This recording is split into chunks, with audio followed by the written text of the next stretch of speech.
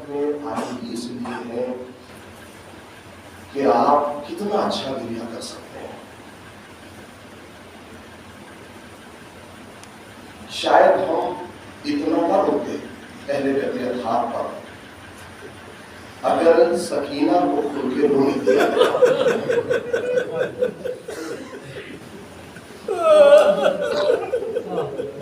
پتا نہیں ہم اتنا نہ روتے اہل بیت اطہار پر اگر سید سجاد کو کھل کے رونے دیا. مجھ سے بہت لوگوں نے تعریف کی، بہت لوگوں نے کہا، اور مجھے بہت خوشی ہوئی کہ مسائب اہل بیت اطہار جب ہوتا ہے تو نوجوان بہت تڑپ کے روتے ہیں. تو مسائب کا حق ہے نوجوانوں، مسائب کا حق ہے کہ مسائب ایسے ہی سنا جائے. ایک بات پوچھوں آپ حضرات سے، محرم کا چاند دیکھا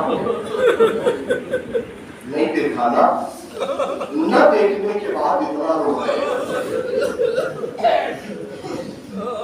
آج 1400 سال کے بعد جب یہ چاند سلطان پور میں نکلا تو کتنا مغرب خبر ہے، کس طریقے سے پوچھا رہے ہیں.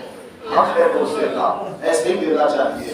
لیکن میرے عزیزوں سوچئے جب یہ چاند صغرا نے مدینے میں دیکھا ہوگا،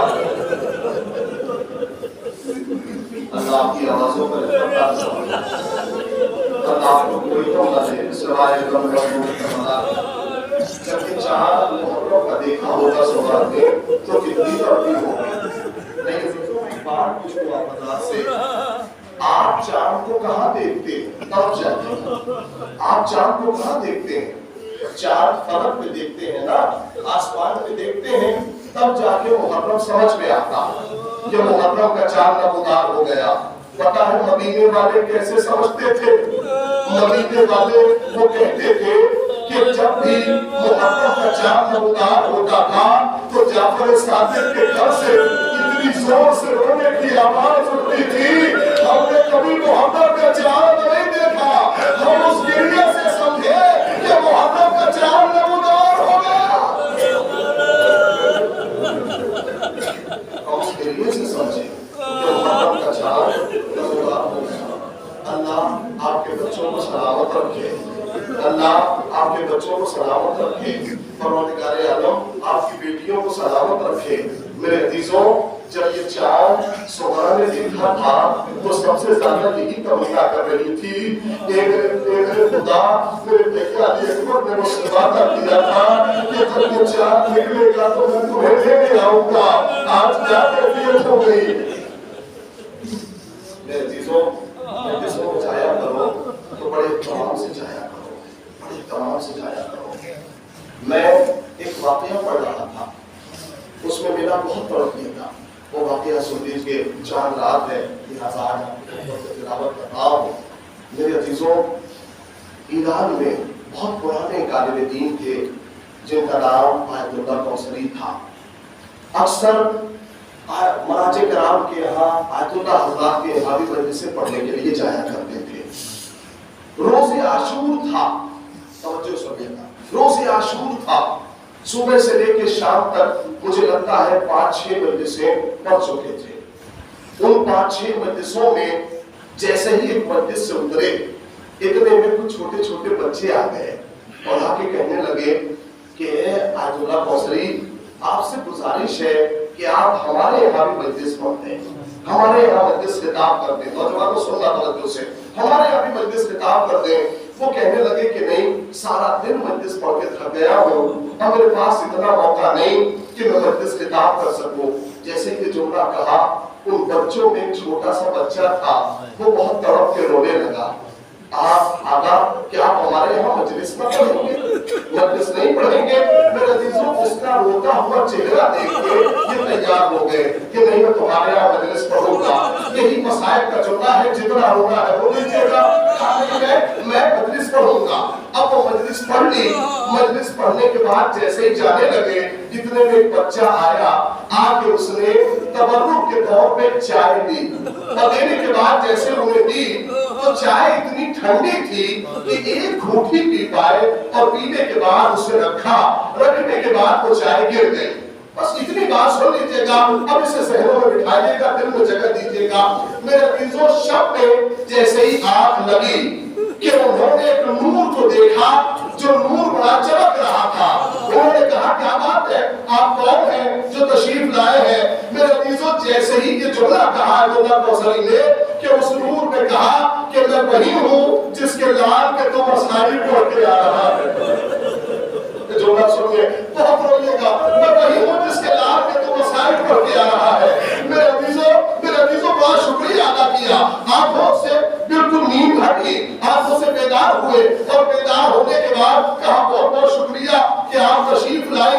बीबी बताइए क्या खिदमत करूं आपकी? मेरे अजीजों, उस बीबी ने अजीब जुमला कहा, अब्दुल्लाह कौसरी, मैंने तुम्हारी आज दिन की तमाम मजलिसों में से एक मजलिस कबूल कर ली, एक मजलिस कबूल कर ली। मेरे अजीजों, आप ये पूछते हैं कौसरी कि कहा कि बीबी कौन सी मजलिस आपने कबूल की? फला जो महाराज कराम के यहाँ पढ़ी थी वो मजलिस कबूल की, या फला अब्दुल्लाह के यहाँ पढ़ी थी वो मजलिस कबूल की? कहा, नहीं, मैंने कोई मजलिस कबूल नहीं की। वो मजलिस जो तुमने बच्चों में पढ़ी थी ना, जो बच्चों में पढ़ के आए थे, वो मजलिस मैंने कबूल कर ली। लेकिन एक कौसरी, मुझे एक शिकायत रह गई। कहा, बीबी जल्दी बताइए, मैंने कौन सी कमी कर दी, कौन सी शिकायत रह गई? कहा, सबसे बड़ी कमी ये थी कि जो तुम्हें बच्चों ने तबर्रुक दिया था वो जमीन में गिर गया था। कहा, बीबी मैं मानना चाहता हूँ, लेकिन चाय बहुत ठंडी थी इसलिए जमीन में गिर गई, मैं एक ही घोट पी सका। कहा, एक कौसरी, मैंने अपने हाथों से वो चाय बनाई थी। मैं आपसे गुजारिश कर रहा हूँ, जब भी बना में मौला अगर कोई तबर्रुक दे तो उसे ज़ाया मत किया कीजिए। बना में मौला जब भी तबर्रुक दे तो ज़ाया मत किया कीजिए। मैं कहूँगा मौला खुशा नसीब कि कम से कम तुम्हारे ख्वाब में शहजादी की ज़ियारत हो गई, शहजादी ने ज़ियारत करा दी। मैं कहूँगा, हाय सैयदा का काफिला करबला पहुँच गया।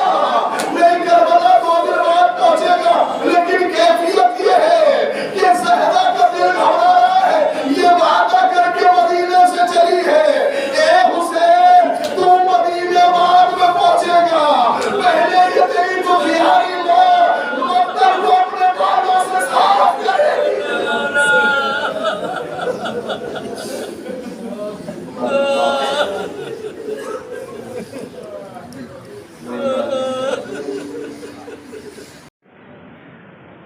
जी मौलाना साहब, आज से मुहर्रम स्टार्ट हो रहा है, तो मुहर्रम के बारे में हम जानकारी चाहेंगे आपसे।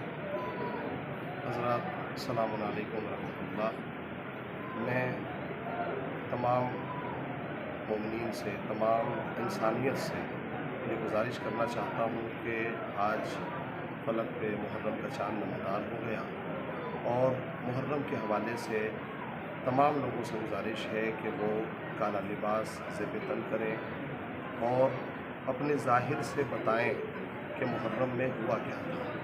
मुहर्रम में जनाब रसूल खुदा के नवासे इमाम हुसैन की शहादत हुई थी, और उसी की याद में हम तमाम अज़ादार, तमाम हुसैन के चाहने वाले काला लिबास पहनते हैं और गम मनाते हैं। लिहाजा मैं तमाम इंसानियत से गुजारिश कर रहा हूँ कि मुहर्रम को कभी भी त्यौहार न समझें।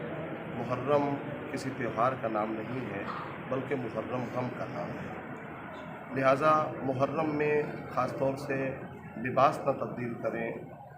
जैसे आम तौर पर लोग समझते हैं कि मुहर्रम त्यौहार है, लिहाजा नए नए कपड़े पहनते हैं, मार्केट में जाते हैं। लिहाजा मैं कौम से गुजारिश करना चाहता हूँ कि मुहर्रम लिबास तब्दील करने का नाम नहीं है, बल्कि मुहर्रम किरदार तब्दील करने का नाम है। अखलाक में तब्दीली आनी चाहिए, मजलिसों से हमारे रहन सहन में तब्दीली आनी चाहिए, हमारा अखलाक बेहतर होना चाहिए। मुहर्रम का सबसे बड़ा फ़ायदा ये है कि इमाम हुसैन की याद में हम सब करबला की याद में, इमाम हुसैन की याद में अश्कबार होते हैं, आंसू बहाते हैं, रोते हैं, गम मनाते हैं, अलम व ताज़िया निकालते हैं। लिहाजा मैं एक बार और अपनी उम्मत से और लोगों से गुजारिश करना चाहता हूँ कि मुहर्रम को एज़ ए त्यौहार न बनाएं, उसे मुहर्रम गम का महीना है और उसको गम की तरह मनाया जाए। इसलिए कि अगर मुहर्रम को ये कैसे पहचाने कि मुहर्रम इमाम हुसैन ने हमसे कबूल किया कि नहीं किया, ये कैसे पहचाने? उसका एक ही तरीक़ा है कि मुहर्रम में ये देखें कि इस साल मुहर्रम में जो कमियां हमसे रह गई हैं, अगले साल जब मुहर्रम आए तो ये देखें कि वो कमी हमसे दूर हुई या नहीं। अगर वो कमी हमारे अंदर मौजूद है तो इसका मतलब है कि मुहर्रम के मफ़हूम को हमने नहीं समझा, मुहर्रम को हमने नहीं दर्क किया। लेकिन अगर वो कमी हमसे दूर हो गई, आपस में मिल्लत रखनी चाहिए, मोहब्बत रखनी चाहिए, अज़ादारी को जितना अच्छे और बेहतर अंदाज में हो हम अज़ादारी इमाम हुसैन को अंजाम दें। और चूँकि मुहर्रम हमें यही तहज़ीब सिखाता है, यही दर्स देता है। चूँकि इमाम हुसैन के काफ़िले में जो काफ़िला करबला लेके आ रहे हैं इमाम हुसैन, उसमें सिर्फ़ और सिर्फ बुज़ुर्ग नहीं हैं। जहाँ हबीब इब्न मज़ाहिर जैसा बूढ़ा है, वहीं पर जनाब कासिम जैसा नौजवान है, जनाब अली अकबर जैसा नौजवान है और जनाब अली असगर जैसा बच्चा भी मौजूद है। लिहाजा कोशिश करें कि हुसैनियत किसी मकतब का या किसी मिल्लत का नाम नहीं है, हुसैनियत एक फ़िक्र का नाम है। हमारी खामोशी ने ही यजीद को यजीद बनाया है। उस दौर के लोग खामोश थे, हक़ नहीं बोलना जानते थे, लिहाजा यजीदियत पनपी और यजीद आगे बढ़ा। अगर आज के दौर में कोई अपने बच्चे का नाम यजीद नहीं रखना चाहता, उसकी साफ़ वजह यही है कि आज पूरी दुनिया से या हुसैन की आवाज़ उठ रही है और हम ये नारा लगाते हैं कि हुसैन ज़िंदाबाद, और हमारी आखिरी सांस तक यही नारा रहेगा कि हुसैन ज़िंदाबाद। वाखिर दावाना।